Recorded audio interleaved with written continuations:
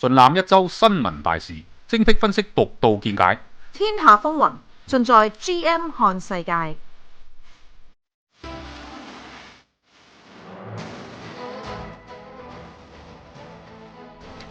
好啦，歡迎大家嚟到 GM 看世界，又係我同敏儀同大家講下呢排發生嘅新聞啦。咁啊，敏儀我都唔問你呢排關注咩新聞噶啦。哇，我覺得呢個禮拜嘅新聞呢，簡直好似睇電視連續劇咁精彩，即係其實真係好精彩嘛！我覺得好醜惡。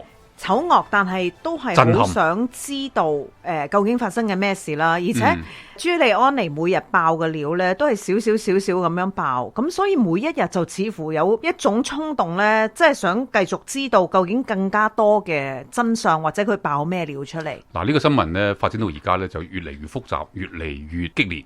點解話激烈呢？而家爆料呢，唔係淨係朱利安尼啦，不同嘅消息源頭不斷咁爆料，咁所以呢，成件事就越搞越大。其實我覺得好多聽眾呢都好關注呢件事啦，咁好多人都問咗好多問題，亦都係等住阿傑哥呢同我哋分析一下呢一單嘢究竟係發展如何。其實呢，大家知道我除咗同阿敏儀喺呢度有廣東話節目呢，我喺呢個96.1每日下午3點到4點就有個國語節目，其實我已經講成個星期啦。所以你話幾多內容呢？咁啊好遺憾啦，我哋今日得1個小時，揸緊時間睇下有啲咩大家想知道嘅。好，或者我哋先嚟問下呢個電郵門啦。咁起初呢，就話有一部嘅電腦呢，裡面係有好多嘅資料啊、電郵啊、好多照片啊。咁喺呢一部嘅電腦裡面，但係呢一部電腦後來延伸到話有4部電腦，點解會有咁多呢？嗱，先講第一部電腦啦。嗱，呢個第一部電腦爆出嚟呢，就而家我哋睇到嘅報道就係阿亨特拜登，即係拜登嘅仔啦，就送部電腦去維修。呢個幾時嘅事呢？係2019年大概6月份嘅事情，就送咗去維修。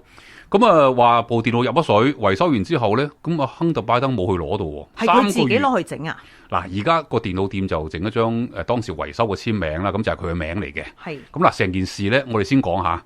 而家我哋話信與唔信係咪一個真實嘅事件，定係編造出嚟嘅呢？我哋可以有好多唔同嘅角度去印證佢係真定假嘅。咁我哋先講佢嘅來龍去脈先啦。2019年嘅6月，咁啊有個人送個電腦去維修，就話浸咗水。咁而家電腦店提供張單呢，上面嘅簽名就亨特拜登嚟嘅。但問題呢，就係3個月之後呢，佢冇去攞到呢部電腦喎，咁奇怪。亦都呢個電腦店咧就聯繫唔到呢個送修嘅人喎，咁於是咧就電腦店嘅老闆就打開個電腦睇啦，咁啊一睇就大吃一驚啦，咁裏邊有好多嘅 email， 呢啲 email 涉及到拜登同佢嘅爸爸，即係亨特拜登同佢爸爸喬拜登，即係美國前副總統之間嘅一啲生意來往啊，同外國公司嘅利益勾結啊，甚至係亨特拜登本人嘅啲色情照片啊、色情嘅呢個錄影啊等等。咁呢個電腦店嘅老闆點辦呢？咁佢就將呢個電腦就交咗俾聯邦調查局。咁嗱，與此同時呢，呢個電腦店嘅老闆收尾叫艾薩克，佢自己就話佢驚一個咁秘密嘅資料喺佢手度，佢會有事，所以佢 copy 咗4份。哇，咁多啊！一份呢就俾咗聯邦調查局，另外2份呢就俾咗佢2個朋友，就講俾2個朋友聽，如果我一旦遇到不測、遇到危險，你哋就將呢個硬件、呢個硬盤全部公佈晒佢。但係我覺得好詭異呢，就係話如果裏面係有咁多秘密喺度，即係嗰個攞去維修嗰個人，即係而家就懷疑係亨特拜登啦。點解佢會唔去攞呢？而且喺呢3個月裏面，電腦公司係不停咁嘗試去聯絡佢，都聯絡唔到，我覺得好詭異咯。敏儀，第一，亨特拜登先生咧，可能就唔識一個香港人叫陳冠希，所以佢唔知陳冠希咧就曾經出過嘅一個重大嘅醜聞。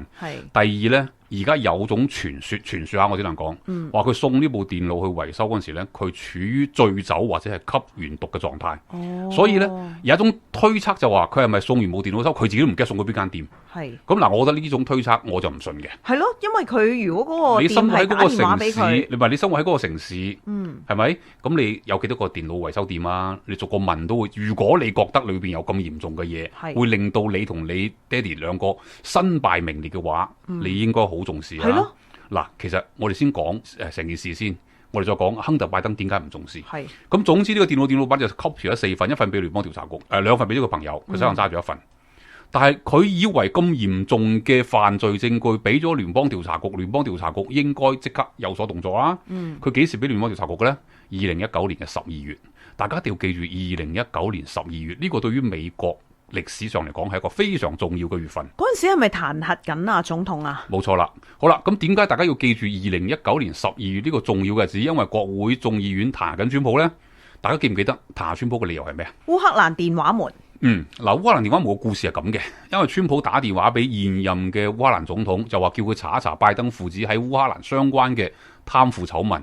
咁呢，就白宮有個情報官就作為吹哨人就舉報，就話川普利用自己嘅行政權力去屈拜登父子喺烏克蘭有貪腐，就叫埋烏克蘭嘅總統一齊嚟屈拜登父子。咁所以呢個係嚴重影響美國安全，違反咗美國憲法。所以呢，佩洛西就喺眾議院呢就要彈劾川普。好啦，2019年嘅12月呢部電腦已經去咗聯邦調查局嘅手上。其實如果佢當時即刻攞出嚟嘅話，咁呢個嘅彈劾根本就唔可以成為事實㗎咯。點解唔可以成為事實呢？因為裏邊有一封 email 係咁講嘅：親愛的亨特拜登，非常感謝你帶我哋3個人去白宮見咗你嘅爸爸。寫信係邊個呢？就係川普要烏克蘭總統調查所謂貪腐醜聞當中嘅嗰間烏克蘭天然氣公司布瑞斯馬。因為當初川普或者係喺川普之前，其實美國有種傳說就話拜登利用佢嘅權力，要呢個烏克蘭總統唔可以調查嗰個天然氣公司嘅貪腐。點解呢？炒咗個檢察官啊嘛。係啦，因為點解呢？因為佢個仔喺裏邊做董事。呢個貪腐嘅醜聞調查就涉及到佢個仔，咁所以呢，佢就逼住烏克蘭總統。即係以前我喺國語節目裏邊講過，一個美國副總統點解佢可以逼一個主權國家嘅總統要炒咗佢哋嘅檢察長呢？就係唔俾佢繼續查咯。因為呢個調查涉及到佢嘅仔啊嘛。咁但係民主黨講俾我哋聽冇呢回事，呢個係川普夾埋烏克蘭總統嚟屈拜登父子，所以要彈劾佢。但係當時12月聯邦調查局攞到呢個電腦店老闆艾薩克俾佢嘅電腦嘅時候，裏邊有一封 email， 清晰咁顯示咗布瑞斯馬嗰間天然氣公司嘅3個高管去咗白宮見到咗拜登。嗱，呢個打破咗個謊言，一個大話。拜登話佢從來唔知道佢個仔喺嗰間天然氣公司嘅任何經濟利益，佢都冇見過嗰間天然氣公司嘅任何人。嗱，咁呢個係大話嚟嘅喎。如果當時12月聯邦調查局發現呢封 email， 你估聯邦調查局以佢現有嘅技術手段，佢可唔可以馬上判斷到呢封 email 係偽造嘅定係真係存在嘅呢？當然可以判斷啦。你知唔知 email 好簡單，我發個 email 俾你，我會 CC 俾張三 ，CC 俾李四，經常會咁噶嘛。你查一查張三李四有冇收到咪得咯。同埋我哋特別講嘅就係呢部電腦係一部蘋果電腦，大家知道買蘋果電腦係有登記你嘅身份嘅。呢部電腦屬於邊個嘅？咁當然你可以話我買咗俾人哋用唔得啊，得。但係 email 之間係有來有往。如果喺你嘅電腦度查到嗰封 email， 而喺你嘅送件對象嗰度亦查到佢哋收到，亦查到佢回翻 email 俾你，呢個係咪好真實啊？係啊，即係你唔可以喺咁多部電腦裏面同時造假啊嘛。咁但係點解 FBI 唔出聲呢？冇當時即刻攞呢一個電腦或者電郵出嚟呢？嗱，呢個係一個好敏感嘅問題啦。不如我哋休息一陣，轉頭翻嚟傾好嘛？好啊，轉頭見啦。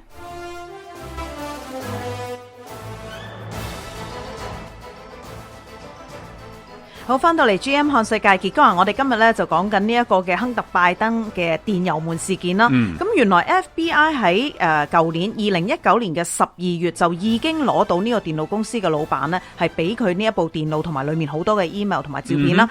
點解當時 FBI 冇即時去攞呢一部電腦或者呢啲電郵出嚟呢？嗱，我哋假設 FBI 攞到呢台電腦，佢哋睇到裏邊嘅嘢之後，佢一定會睇到嗰個 email。係，咁佢哋可能會覺得，誒，呢個點知係真定假？我而家呢個時候就作一個結論，咁可能會係假嘅。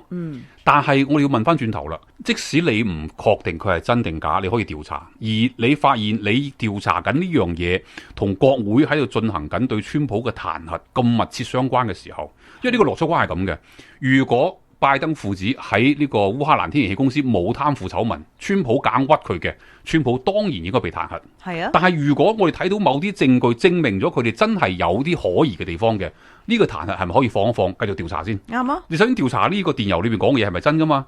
點解 FBI 唔攞出嚟呢？呢個就講翻，其實阿川普上任以嚟，川普成日講嘅，我哋有個深層次嘅政府，我要抽乾華盛頓嘅沼澤。佢講緊嘅就係一班聯邦嘅官員。係，佢哋同某啲政黨、某啲政治人物嘅利益已經形成一個利益鏈，佢哋為咗保護呢個利益鏈，佢哋做好多嘢，包括通俄門嘅調查。川普有冇通俄呢？到而家目前為止，到今日我哋做節目呢一刻，冇一個人可以講到證據川普通俄。其實佢已經係查咗咁多年啦，你已經有特別接檢察官查咗2年啦。係啦，我覺得如果真係有證有據嘅話呢，佢哋咁深入嘅調查係好深入嘅調查。咁但係我哋要問一個美國民選總統點解會俾人調查2年呢？點解有一班聯邦嘅高官咁熱衷於要趕總統落台呢？仲有之前傳說中嘅咩用呢個憲法第25修正案政變啊等等呢啲嘢，大家會發現川普上台係影響咗一班人嘅既得利益。川普如果唔落台嘅話，呢班人嘅既得利益就會受到好大嘅傷害，同埋佢哋喺呢個違反法律嘅真相曝光就會受到非常大嘅威脅。嗱，而家呢個電郵門其實正正就係呢樣嘢啦。咁我哋啱講咗啦，聯邦調查局遲遲冇攞出嚟。今時今日聯邦調查局有冇調查呢件事？調查結果係乜嘢？調查過程當中你發現咗啲乜嘢？通通都冇交代。咁所以而家美國國會參議院準備傳召佢哋去交代下啦。一堆問題，你幾時攞到嘅？攞到之後你做咗乜嘢？你點解到今時今日冇一個初步嘅報告出嚟？其實美國國會參議院兩個參議員，當然都係共和黨噶啦，佢哋對阿亨特拜登嘅貪腐調查已經有個中期報告，其實已經有好多證據係證明咗亨特拜登係亦利用咗佢副總統爸爸嘅身份，喺烏克蘭、喺俄羅斯、喺中國攞到咗巨大嘅利益。咁今次呢個亨特拜登嘅電郵門事件呢，首先講俾公眾聽嘅就係，第一，亨特拜登真係喺烏克蘭嘅天然氣公司有巨額利潤，總共攞咗300幾萬，而佢嘅爸爸，我哋嘅前副總統、現任嘅民主黨總統嘅候選人係知道佢哋之間嘅關係，並且佢爸爸為咗阻止烏克蘭嘅檢察長調查佢個仔所在公司嘅貪腐，逼住烏克蘭總統用美國俾烏克蘭嘅10億美金嘅援助，逼住佢炒咗佢。咁即係因為嗰10億美金嘅援助，咁所以總統咧就炒咗嗰個檢察長啦，就唔俾佢繼續係調查。第二，如果美國唔支持烏克蘭嘅話，烏克蘭好難自己單獨面對俄羅斯對佢嘅軍事威脅。所以烏克蘭總統要向拜登下跪。咁而家有一段拜登同烏克蘭總統嘅錄音流傳出嚟，但我唔肯定呢個係真㗎，因為你知道大家錄音係可以造假得好犀利嘅，仿真度。呢個錄音就係話拜登就話冇錯啊，你做得啱啊，炒咗嗰個檢察長個10億美金，你好快得到㗎啦。關鍵係烏克蘭總統話係啊，其實我哋檢察長咧乜都冇做錯㗎，不過你要求我炒咧，咁我咪炒佢咯。嗱，如果呢啲嘢都係真嘅話咧，就拜登就已經淨係呢件事上已經深深咁捲入咗佢個仔嘅非法收入。咁所以呢個係第一部電腦披露出嚟嘅第一個電郵。咁第二部電腦咧？嗱，第二部電腦咧，其實而家總共有4部電腦。點解咁多咧？嗱，因為電腦老闆嗰部電腦有咁多嘢啦，咁但係好快咧就第二部電腦就出現啦。第二部電腦係邊個講出嚟嘅呢？並唔係美國人講嘅，係一個烏克蘭嘅國會議員講嘅。呢個烏克蘭嘅國會議員咧就話：我呢度都有部電腦。呢部電腦係點嚟嘅呢？係阿亨特拜登喺烏克蘭嘅呢個合作伙伴、生意合作伙伴提供嘅。呢兩個人而家已經被烏克蘭當地嘅貪腐調查列為呢個犯罪人士。而呢兩個人呢已經願意做污點證人，所以佢哋交出咗個電腦。呢個電腦裏邊印證咗我哋啱講第一台電腦，即係嗰個達拉華州個電腦店嘅老闆拎出嚟嗰部電腦裏邊嘅 email 係真實嘅。因為點解呢？你有個 email 嘅來往係真實嘅。咁所以呢個烏克蘭嘅國會議員就話：如果美國政府需要，如果烏克蘭嘅法庭需要，我本人隨時可以作為證人出庭。咁即係話第一部電腦出現咗之後，咁呢一個嘅烏克蘭嘅國會議員先話：我呢度都有一部。係啦，嗱，如果係阿貓阿狗講呢，我哋可以唔信。但係作為一個烏克蘭嘅國會議員，你可以話佢係美國民主黨嘅政治對立勢力，你都可以話佢係親俄羅斯嘅烏克蘭議員。但係我哋問一樣嘢嘅啫，係真定假嘅？如果係真嘅話，我唔理你親邊個。你都係一個真實嘅事件存在啊嘛，所以嗱，呢個第二部電腦，但係第二部電腦，而呢個烏克蘭嘅國會議員話裏邊有好多嘢係印證咗第一部電腦，但係佢而家未有公佈出嚟。好啦，跟住就第三部電腦啦。第三部電腦係點嚟嘅呢？係一個叫庫尼嘅人。阿庫尼係邊個呢？係阿亨特拜登以前嘅間接嘅生意合作伙伴。阿庫尼先生呢，而家就喺監倉裏邊坐緊監，因為呢，佢喺同阿亨特拜登嘅合作過程當中呢，佢被控呢個債券詐騙，總之係金融犯罪啦，咁啊俾人韞咗。咁會唔會咁講啊？因為阿亨特拜登嘅緣故，令到佢坐監，所以佢報復性。佢話佢係替罪羊。嗱，唔緊要，敏儀都係嗰樣嘢。你出於咩動機唔緊要，你出於咩政治立場唔緊要，你嘅電腦裏邊嘅嘢係咪真嘅？好啦，而家呢個庫尼呢，就授權咗阿巴龍，即係阿川普以前嗰個咩戰略顧問啦，授權佢開自己嘅電郵。哇，裏邊有幾多封呢？有26,000封電郵。哇！呢26,000封電郵當然唔係每一封都同阿亨特拜登有關係，但係當中嗰啲好關鍵嘅電郵又係從旁印證咗亨特拜登嘅商業利益。咁呢部分呢，就唔係烏克蘭啦。就係中國啦，就亨特拜登同中國一間叫做華信能源公司之間嘅合作。咁呢類嘅電郵呢，就好特別嘅一個內容就係咩呢？華信能源話同阿亨特拜登合作，如果你可以做到乜嘢，即係做成某樣嘢，呢個新嘅合作公司亨特拜登將會擁有50%嘅股份，並且講埋呢50%嘅股份點樣分。阿亨特拜登本人咧有20%，係佢阿叔咧又唔知幾多，反正分就有10%。嗱，呢啲10%最神秘噶啦，呢10%俾邊個嘅咧？俾碧街大人物。係，咁邊個係碧街咧？係啦，呢個係一個最敏感嘅問題啦。咁啊，大家想知道碧街係邊個咧？我哋休息一陣，轉頭傾好嘛？好啊，轉頭見啦。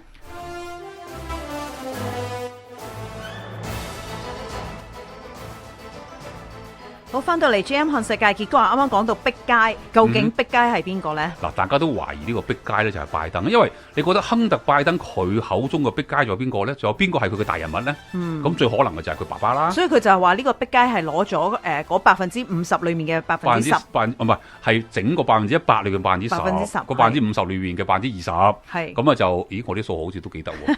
咁呢10%咧就係由阿亨特拜登代持嘅。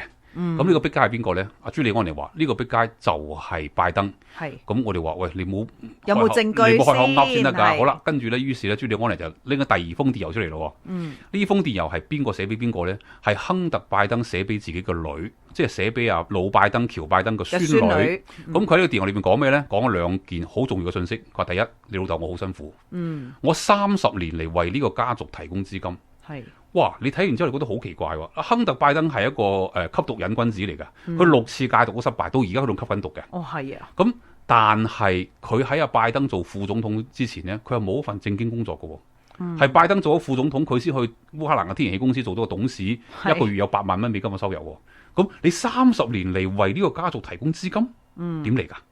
嗱，咁呢個就講翻拜登嘅家庭結構啦。拜登之前有一段好複雜嘅婚姻，包括佢而家呢個太太咧，據說都係搶佢朋友嘅。咁我哋唔好去評論佢嘅道德價值。我哋講拜登咧，其實佢有2個仔，一個仔叫做博拜登，好優秀，做到特拉華州嘅總檢察長，即係特拉華州嘅司法部部長，即係原來都好高級㗎啦。原來有何錦麗喺加州嗰個角色。咁但係咧，佢不幸咧就腦癌就死咗。咁所以博拜登咧就本來係阿拜登家族政壇嘅繼承人嚟嘅。好啦，大仔就繼承政壇啦。咁二仔點解冇繼承政壇呢？嗱，呢個係一個好大嘅問題啦。呢個係我自己嘅推測。因為喺過去嘅歷史裏面都見到家族性咧，都係會入政壇，好似老布殊、小布殊都係做咗呢一個嘅總統啦。而阿小布殊嘅細佬都係喺佛羅里達州係州長。咁所以喺過去嘅歷史裏面，我哋都見到咧，即係一個家族都會甘迺迪家族啦，出咗無數個國會議員啦，出咗個總統啦，司法部長啦。即係咁點解我哋要問阿亨特拜登作為阿拜登嘅第2個仔，點解佢冇進入政壇呢？嗱，問完我哋而家咁，我做咗進入政壇呢？我老豆點解進入政壇呢？因為佢有政治資源，呢啲政治資源要變錢呢，係政治人物唔可以自己出嚟做嘅，一定要有一個代理人，或者台灣人叫做白手套。咁呢個亨特拜登其實冇進入政壇，佢只係做白手套，不過做下呢，就做咗一個浪蕩公子，又吸毒啦，有好多混亂嘅婚姻關係啦。好啦，我講翻呢個電郵。阿亨特拜登寫俾自己個女就話：30年嚟，我為呢個家族提供咗資金，我唔會好似你阿爺咁見錢分一半。哇！呢句犀利喎，見錢分一半，即係話我做佢嘅代理人白手套，我利用佢做參議員、做總統嘅資源喺出面揾到好多錢。佢唔單止有份，佢仲要分一半。呢個係佢寫俾自己嘅女嘅一個電郵。咁喺呢個電郵裏邊，我哋睇到咗拜登係深深咁捲入咗阿亨特拜登嘅非法商業利益。咁所以阿朱利安尼話邊個係拜人物呢？就係阿喬拜登先生啦。好啦，啱啱講話有第4部電腦，第4部電腦喺邊度出現嘅呢？第4部電腦呢，又同國會議員有關啦。不過呢個係美國國會議員，美國國會參議院嘅議員阿詹森呢，佢就話：我知道仲有一部電腦已經俾聯邦調查局掌握咗。呢部電腦係邊個嘅呢？係阿亨特拜登嘅心理醫生嘅。我聽完呢個消息呢，我覺得有冇搞錯啊？嗱，我哋知道一個醫生手上有好多病人嘅資料，特別一個心理醫生係啊，特別一個心理醫生、精神科醫生，你掌握嘅病人嘅私隱係咯，你點解可以將個電腦交俾聯邦調查局呢？得一個理由，就係呢個電腦其實係某人嘅犯罪證據。喺咁嘅情況下就冇乜私隱可言，你就會交出嚟。好啦，咁呢第4部電腦裏邊有乜嘢呢？阿朱利安尼又公布咗喺佢掌握嗰部電腦，即係嗰個電腦維修店嘅老闆嗰個電腦嘅裏邊有一封電郵。呢個係佢接受 Fox 訪問嗰陣時咧，就拎咗出嚟。呢個電郵就證明咗點解呢個心理醫生嘅電腦會交咗俾聯邦調查局。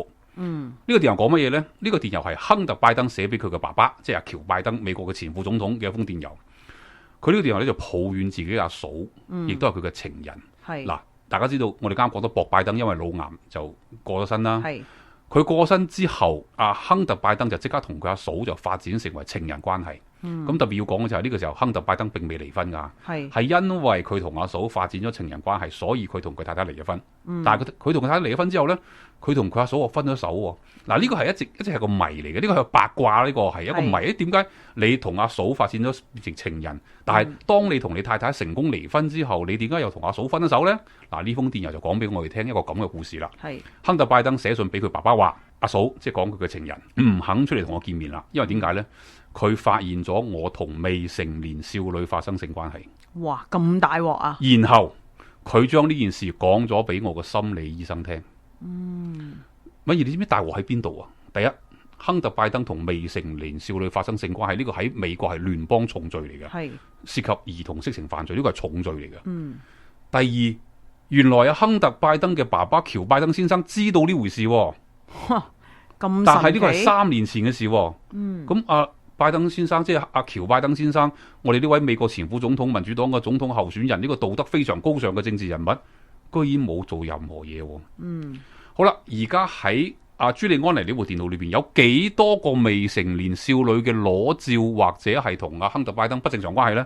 係有好多，唔係一個。咁仲有啲媒體就講得更加聳動啦，呢個我唔信嘅，就話呢個14歲同亨特拜登發生性關係嘅呢個未成年少女呢，係拜登家族成員嚟嘅。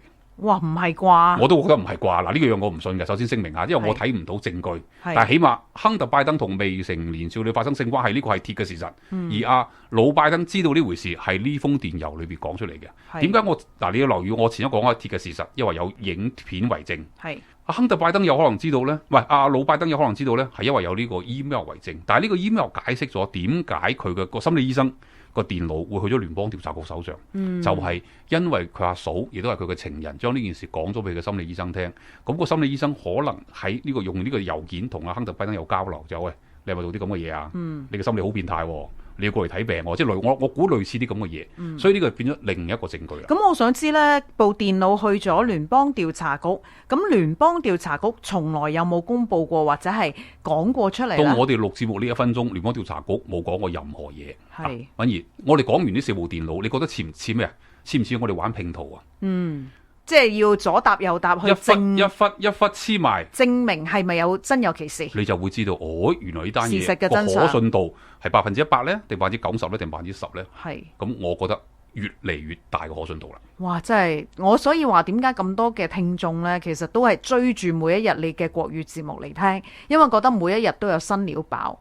係啊，其實接落嚟仲有不斷咁有新料爆㗎。咁我哋休息一陣，轉頭翻嚟再傾啊。好啊。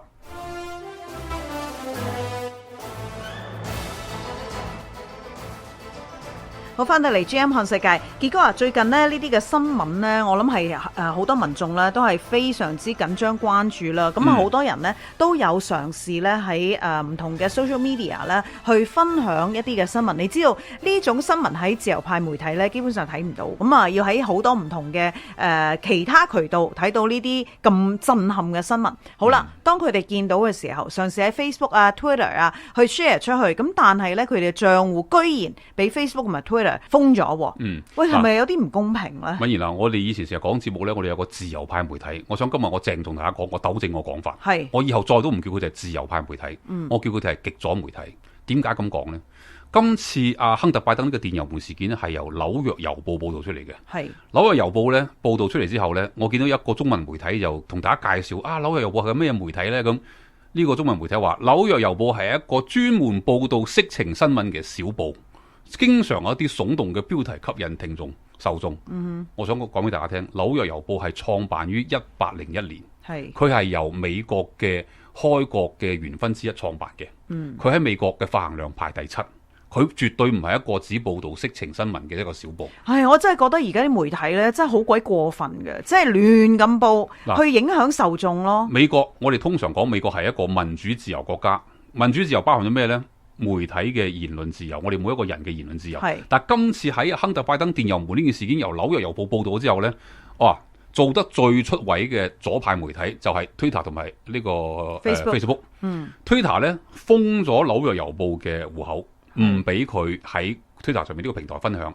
如果有任何一個人包括白宮嘅工作人員啊、國會嘅議員啊，或者普通嘅好似你同我呢啲咁嘅普通平頭百姓，你只要喺 Twitter 上講呢單新聞，佢全部封鎖你。其實我覺得好唔公平，點解啊？關於川普好多負面嘅新聞，就盡量由佢哋去 share， 完全冇封過。嗱，乜而我哋對比下，以前講川普嘅負面新聞，話川普咩通俄門啊、烏克蘭電話門啊，包括川普冇人大髀啊，喺咩百貨公司嘅試衣室性騷擾人哋啊，等等呢啲嘢都係咩啊？不具名嘅人。匿名嘅消息來源，不願意透露身份嘅白宮官員，但係都可以周圍咁樣散佈。佢哋呢啲報紙啲左派報紙係可以任登。今次亨特拜登電話門，我哋講邊度嚟嘅？特拉華一個電腦維修店嘅老闆提供嘅，老闆叫乜嘢？艾薩克，有名有姓。點解會兜出嚟？因為老闆將佢交咗俾一個人叫朱利安尼嘅人。朱利安尼點解會將佢兜出嚟？因為聯邦調查局唔理，所以朱利安尼通過紐約郵報，全部成個脈絡真名真姓，全部都係好具體。居然 block 咗，居然就話係假新聞。好啦，咁佢哋收尾覺得自己講假新聞咧，冇乜理據。跟住佢講咩咧？佢人哋嘅電腦你獲取裏邊嘅資料咧係有啲黑客行為，所以我哋就覺得咁樣唔係好啱。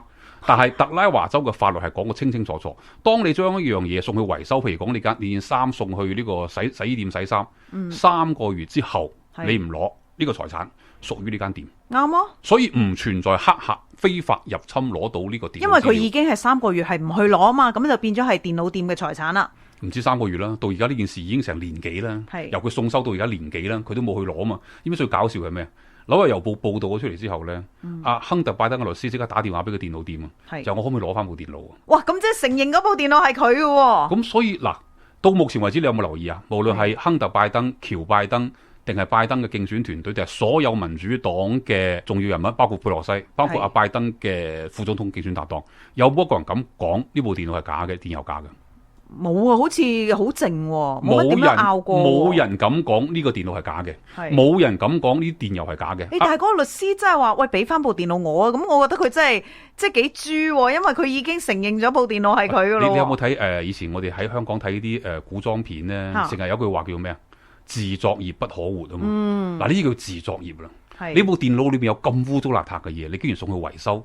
即係介紹我陳冠希先生俾你識下啦。我真係覺得詭異咯，真係詭異咯，完全係，因為你咁污糟邋遢。收完之後你仲唔記得去攞喎？係咯，你收嚟做咩咧？你都唔攞啦。唔記得攞都唔緊要啦。紐約郵報已經爆咗出嚟啦，跟住你打電話問我可唔可以俾翻我？即係嗱，我只能用自作孽3個字去形容。呢啲係咪叫做咩天網恢恢？即係好似當年咧阿林過雲嗰單案咧，又係好詭異地無啦啦將啲碎屍案嘅照片走去沖晒。即係你係完全係覺得詭異，有乜理由啊？冇可能噶嘛，你就變咗有證有據俾人拉噶咯。仲有一句話叫咩啊？鬼拍後尾枕係嘛？我哋成日睇嗰啲粵語殘片裏邊成日有呢句。唔係，我總之真係覺得咧，真係天網恢恢啊，好詭異啊！嗱，咁所以今次呢個媒體嘅表現咧，就令大家睇清楚咗呢啲所謂平時標榜自己自由民主、公平客觀嘅媒體，一啲都唔公平。佢真正嘅嘴臉係乜嘢？一啲都唔公平。我最近咧同我啲朋友咧，即係討論起一啲呢啲政治話題啦，我朋友話：你唔好咁嬲，你唔好咁憤怒。我話我憤怒嘅原因係因為我自己做咗媒體咁多年，我好清楚我哋要將事實嘅真相披露出嚟，然之後等聽眾、受眾，你用自己嘅智慧去諗下究竟係啱定錯。但係而家唔公平啊嘛，所有嘢應該要披露出嚟嘅事實係俾人撳住晒。嗱，敏儀，我哋自己做媒體嘅。我講一樣嘢，好多中國人或者係香港人或者係呢個台灣人，我哋了解美國媒體，我哋最深印象係第一個媒體係咩呢？嗱，就我本人嚟講下，係華盛頓郵報，因為點解呢？佢當初佢曝光咗呢個水門事件，媒體嘅責任就係挖真相。我唔理你係邊個黨、邊個派、邊個人物，總之我挖真相。所以當時尼克遜總統因為佢有水門事件當中違法行為，所以華盛頓郵報不斷咁挖出呢個真相出嚟。今時今日我哋見到 Twitter、見到 Facebook、見到美國嘅所有呢啲咁嘅左派媒體，包括 CNN、紐約時報，唔單止唔挖真相，變成一個掩蓋真相嘅媒體。你叫我信你係一個有公信力嘅媒體，你絕對連灣區中文電台都不如好多。其實咧，我見到有啲聽眾咧，不停咁喺度話，即係有少部分啦，大部分聽眾咧係多謝傑哥，令到好多新聞佢哋係完全睇唔到、聽唔到嘅，喺傑哥嘅天高海闊裏面聽到，係多謝你嘅。咁但係亦都有一兩個會話：喂，你係咪利用呢一個講新聞嘅時間去幫川普嚟到捧川普？其實我真係好唔同意，因為我哋係需要將事實嘅真相披露出嚟。請大家用自己嘅智慧去相信定唔相信。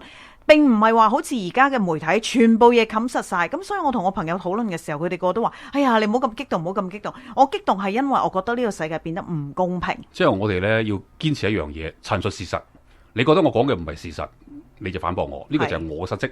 陳述事實之後呢，我哋表達觀點，我哋可以有唔同嘅觀點，但係首先前提係陳述事實。啱。今次呢啲媒體嘅所作所為呢，令到我哋睇清楚呢啲所謂嘅主流媒體，其實佢哋嘅真面目係乜嘢。咁啊，節目結束之前呢，再講個要點。所有嘅民主黨，包括拜登家族嘅人，冇人講嘢，得一個人講嘢，就係美國國會眾議院情報委員會嘅主席阿謝安達出嚟講嘢，佢話呢個係俄羅斯嘅陰謀，佢話音未落。美國情報總監企出嚟話，呢件事同俄羅斯冇任何關係，並且我哋冇同阿謝安達先生分享任何信息。即係話咩呢？阿謝安達根本就係憑空想像，佢根本就冇得到任何情報界俾佢嘅資料，佢就話呢個係俄羅斯嘅嘢。咁呢個就係我哋睇到嘅嘢啦。所有一切衰嘅嘢就裝晒落俄羅斯呢3個字裏邊，就可以解釋一切啦。但係今次呢個亨特拜登嘅電郵門陸續朱利安尼或者其他嘅媒體、其他嘅渠道，仲有更多嘅爆料。咁啊，我哋一齊關注啦。不過好遺憾就係下個禮拜咧，我哋冇我哋嘅節目。咁啊，再翻嚟就已經過咗呢個總統大選嘅日子㗎啦。咁我哋都可以同大家總結下喺今次總統大選當中，令我哋睇到咗美國政治邊一面，同埋我哋以後點樣會認清美國政治。好啦，咁啊，下次節目時間再見，拜拜。拜拜。